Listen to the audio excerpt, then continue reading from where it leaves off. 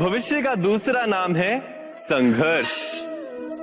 हृदय में आज इच्छा होती है और यदि पूर्ण नहीं हो पाती तो हृदय भविष्य की योजना बनाता है। भविष्य में इच्छा पूर्ण होगी ऐसी कल्पना करता रहता है, किंतु जीवन ना तो भविष्य में है ना अतीत में। जीवन तो इस क्षण का नाम, अर्थात इस क्षण का अनुभव ही जीवन का अनुभव। पर हम ये जानते हुए भी इतना सा सत्य समझ नहीं पाते। या तो हम बीते हुए समय के स्मरणों को घेर कर बैठे रहते हैं, या फिर आने वाले समय के लिए हम योजनाएं बनाते रहते हैं और जीवन जीवन बीत जाता है। एक सत्य यदि हम हृदय में उतार लें कि ना हम भविष्य देख सकते हैं, ना ही भविष्य निर्मित कर सकते हैं, हम तो केवल धैर्य और साहस के साथ भविष्य को आलिंगन दे सकते हैं, स्वागत कर सकते हैं भविष्य का। तो क्या जीवन का हर पल जीवन से नहीं भर जाएगा? स्वयं विचार कीजिए।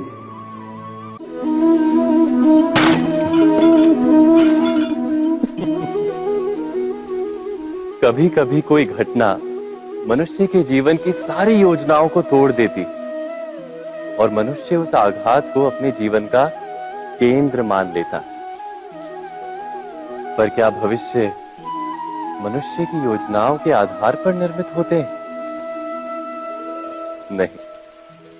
जिस प्रकार किसी ऊंचे पर्वत पर सर्वप्रथम चढ़ने वाला उस पर्वत की तलाई में बैठकर जो योजना बनाता है, क्या वही योजना उसे उस पर्वत की चोटी तक पहुंचाती है? नहीं। वास्तव में वो जैसे जैसे ऊपर चढ़ता है वैसे वैसे उसे नई नई चुनौतियां, नई नई विडंबनाएं, नए नए अवरोध मिलते हैं। प्रत्येक पद पर वो अपने अगले पद का निर्णय करता है। प्रत्येक पद पर उसे अपनी योजनाओं को बदलना पड़ता है। कहीं पुरानी योजना उसे खाई में ना ढकेल दे। वो पर्वत को अपने योग्य नहीं बना पाता, केवल स्वयं को पर्वत के योग्य बना सकता है। क्या जीवन के साथ भी ऐसा ही नहीं? जब मनुष्य जीवन में किसी एक चुनौती को, एक अवरोध को अपने जीवन का केंद्र मान लेता है, अपने जीवन की गति को ही रोक देता है, तो वो अपने जीवन में सफल नहीं बन पाता और ना ही सुख और शांति प्राप्त कर पाता।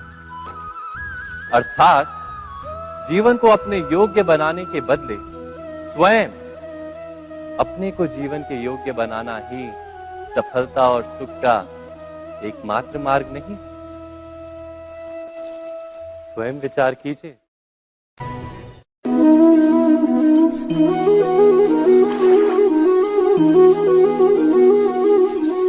पिता सदा ही अपने संतान के सुख की कामना करते, उनके भविष्य की चिंता करते रहते। इसी कारणवश सदा ही अपने संतानों के भविष्य का मार्ग स्वयं निश्चित करने का प्रयत्न करते रहते। जिस मार्ग पर पिता स्वयं चला है, जिस मार्ग के कंकर पत्थर को स्वयं देखा है, मार्ग की छाया, मार्ग की धूप को स्वयं जाना है, उसी मार्ग पर उसका पुत्र भी चले, यही इच्छा रहती है हर पिता की। निस्संदेह उत्तम भावना है ये, किंतु 3 प्रश्नों के ऊपर विचार करना हम भूल ही जाते हैं। कौन से प्रश्न? प्रथम प्रश्न, क्या समय के साथ प्रत्येक मार्ग बदल नहीं जाते? क्या समय सदा ही नई चुनौतियों को लेकर नहीं आता? तो फिर बीते हुए समय के अनुभव नई पीढ़ी को किस प्रकार लाभ दे सकते हैं? दूसरा प्रश्न, क्या प्रत्येक संतान अपने माता पिता की छवि होता है? हाँ, संतानों को संस्कार तो अवश्य माता पिता देते हैं, किंतु भीतर की क्षमता तो ईश्वर देते हैं। तो जिस मार्ग पर पिता को सफलता मिली है, विश्वास है कि उसी मार्ग पर उसकी संतानों को भी सफलता और सुख प्राप्त होगा। तीसरा प्रश्न, क्या जीवन के संघर्ष और चुनौतियां लाभकारी नहीं होती? क्या प्रत्येक नया प्रश्न एक नए उत्तर का द्वार नहीं खोलता? तो फिर संतानों को नए नए प्रश्नों, संघर्षों और चुनौतियों से दूर रखना, ये उनके लिए लाभ करना कहलाएगा या हानि पहुंचाना? अर्थात जिस प्रकार संतान के भविष्य का निर्माण करने के बदले उसके चरित्र का निर्माण करना श्रेष्ठ है, वैसे ही संतानों के जीवन का मार्ग निश्चित करने के बदले उन्हें नए संघर्षों के साथ जूझने के लिए मनोबल व ज्ञान देना अधिक लाभदायक नहीं होगा? स्वयं विचार कीजिए।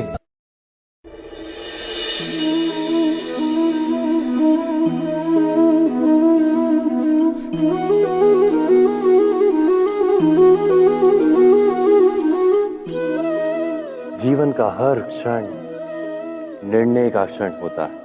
प्रत्येक पद पर दूसरे पद के विषय में कोई निर्णय करना ही पड़ता है और निर्णय अपना प्रभाव छोड़ जाता है।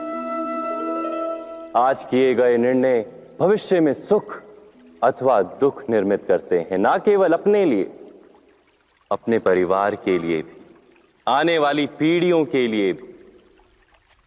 जब कोई दुविधा सामने आती है तो मन व्याकुल हो जाता है, अनिश्चय से भर जाता है।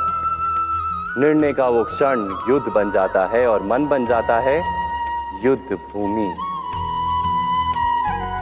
अधिकतर निर्णय हम दुविधा का उपाय करने के लिए नहीं, केवल मन को शांत करने के लिए लेते हैं। पर क्या कोई दौड़ते हुए भोजन कर सकता है? नहीं। तो क्या युद्ध से जूझता हुआ मन कोई योग्य निर्णय ले पाएगा? वास्तव में शांत मन से जब कोई निर्णय करता है तो अपने लिए सुखद भविष्य बनाता है। किंतु अपने मन को शांत करने के लिए जब कोई निर्णय करता है तो वो व्यक्ति भविष्य में अपने लिए कांटों भरा वृक्ष लगाता है।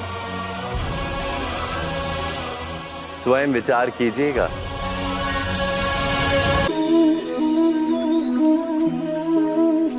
सबके जीवन में ऐसा प्रसंग अवश्य आता है कि सत्य कहने का निश्चय होता है हृदय में, किंतु मुख से सत्य निकल नहीं पाता। कोई भय मन को घेर लेता है। किसी घटना अथवा प्रसंग के बारे में बात करना या फिर स्वयं से कोई भूल हो जाए उसके बारे में कुछ बोलना, क्या ये सत्य है? नहीं, ये तो केवल तथ्य है। अर्थात जैसा हुआ था वैसा केवल बोल देना सामान्य सी बात।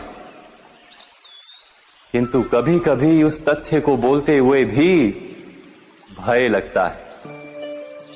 कदाचित किसी दूसरे की भावनाओं का विचार आता है मन, दूसरे को दुख होगा ये भय भी शब्दों को रोकता है।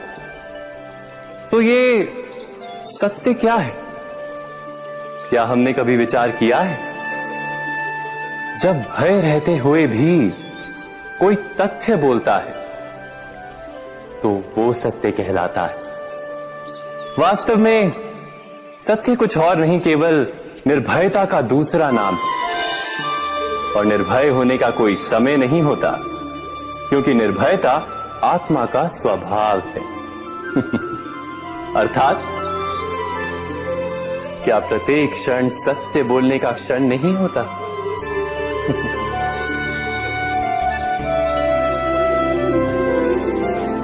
स्वयं विचार कीजिए। जीवन में आने वाले संघर्षों के लिए जब मनुष्य स्वयं को योग्य नहीं मानता, जब उसे अपने ही बल पर विश्वास नहीं रहता, तब वो सद्गुणों को त्याग कर दुर्गुणों को अपनाता है। वस्तुतः मनुष्य के जीवन में दुर्जनता जन्म ही तब लेती है जब उसके अंतर में आत्मविश्वास नहीं होता।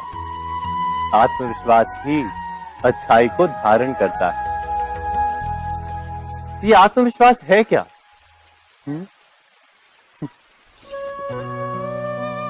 जब मनुष्य ये मानता है कि जीवन का संघर्ष उसे दुर्बल बनाता है, तो उसे अपने ऊपर विश्वास नहीं रहता। वो संघर्ष के पार जाने के बदले संघर्ष से छूटने के उपाय ढूंढने लगता है।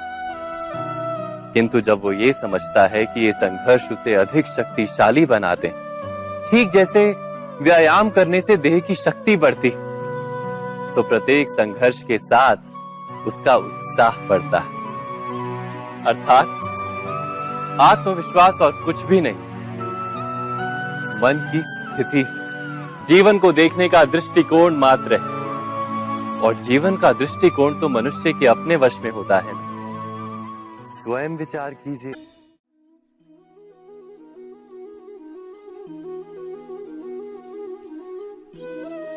ज्ञान प्राप्ति सदा ही समर्पण से होती है, ये हम सब जानते हैं। किंतु समर्पण का वास्तविक महत्व क्या है? क्या हमने कभी विचार किया? मनुष्य का मन सदा ही ज्ञान प्राप्ति में विभिन्न बाधाओं को उत्पन्न करता है। कभी किसी अन्य विद्यार्थी से ईर्ष्या हो जाती है, कभी पढ़ाए हुए पाठों पर संदेह जन्मता है और कभी गुरु द्वारा दिया गया दंड मन को अहंकार से भर देता है। नहीं, क्या ऐसा नहीं होता? न जाने कैसे कैसे विचार मन को भटकाते हैं और मन की इसी अयोग्य स्थिति के कारण हम ज्ञान प्राप्त नहीं कर पाते। मन की योग्य स्थिति केवल समर्पण से निर्मित होती है। समर्पण मनुष्य के अहंकार का नाश करता है। ईर्ष्या, महत्वाकांक्षा आदि भावनाओं को दूर कर हृदय को शांत करता है और मन को एकाग्र करता है। वास्तव में ईश्वर की सृष्टि में ना ज्ञान की मर्यादा है, ना ज्ञानियों की। गुरु दत्तात्रेय ने तो गाय और श्वान से भी ज्ञान प्राप्त कर लिया था। अर्थात विषय ब्रह्म ज्ञान का हो या जीवन के ज्ञान का या गुरुकुल में प्राप्त होने वाले ज्ञान का, उसकी प्राप्ति के लिए गुरु से अधिक महत्व है उस गुरु के प्रति हमारा समर्पण। क्या ये सत्य नहीं? स्वयं विचार कीजिए।